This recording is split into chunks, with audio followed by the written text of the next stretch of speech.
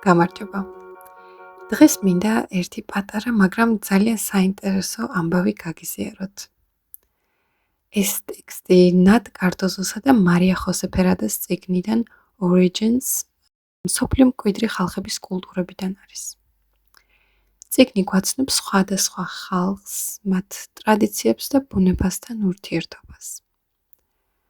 მე შევარჩიე მოკენების ამბავი ხალხის, რომლის ცხოვრებაც ზღვასთან არის დაკავშირებული.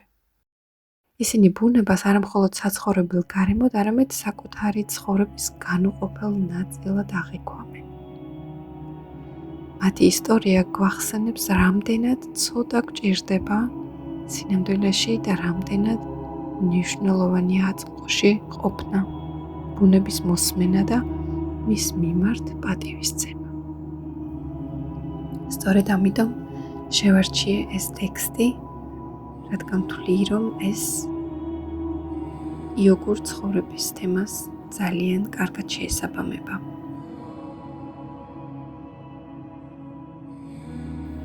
მე ფირუზისფერი ინდოეთის ოკეანეში, მცურავ სახლში, ეგრეთ წოდებულ კაბანგში დავიბადე.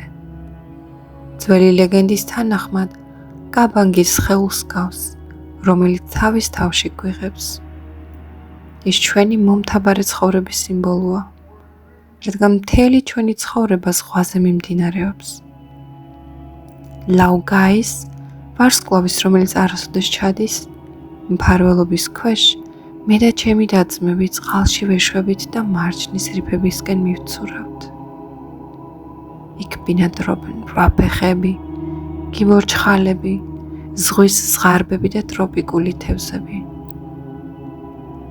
როდესაც ცხოველებს უახლოვდებით, პატივისცემის ნიშნად სრულიად მშვიდად ვიქცევით. ჩვენთვის ეს სიჩუმე ორ სამყაროს შორის ურთიერთობის ერთ-ერთი ფორმაა. წყალქვეშ ყოფნა ძალიან მიყვარს. ჯერ ცურვა ვისწავლე და მხოლოდ ამის შემდეგ სიარული. ჩემი თვალის გუგები ზღვის სიღრმეს შეეგუა.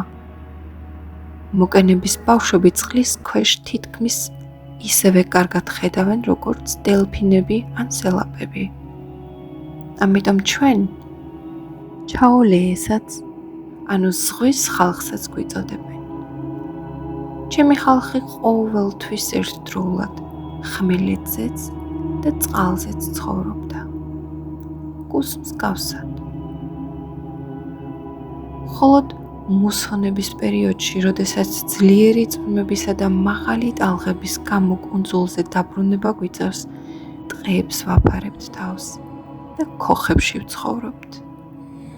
თევზს ბამბუკის ჰარპუნებით ვიჭერთ იმ 4 თვის განმავლობაში კი, რომელსაც სოფელში ვატარებთ, ხილს, ფესვებს, თაფლსა და იამს ვაგროვებთ. შემდეგ სანაპიროზე მარტივი ხელსაწყოებისა და ცეცხლის დახმარებით კაბანგის აგებას ვასრულებთ.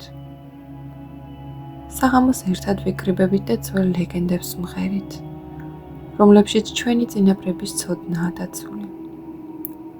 ერთ-ერთი მათგანი მოგვითხრობს ლაბუნზე, გიგანტურ ტალღაზე, რომელიც სანაპიროებიდან წყალს უკან წაიღებს და შემდეგ ადამიანებს შთანთქავს.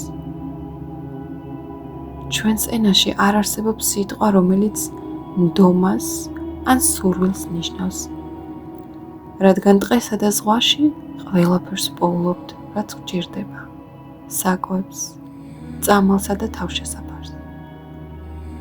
ჩვენ არც სიმდიდრეზე ოცნებისთვის გვაქვს ადგილი და არც ხვალინდელ დღეზე ფიქრისთვის.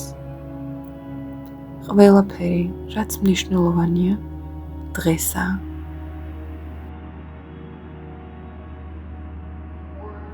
უხუცესები ამბობენ, თუ შენს კაბანგს კარგად მოუვლი, ის ყველგან წაგიყვანს, სადაც მოისურვებ. თითოეული კაბანგი იმ ოჯახის ხასიათს ატარებს, რომელმაც ის ააგო.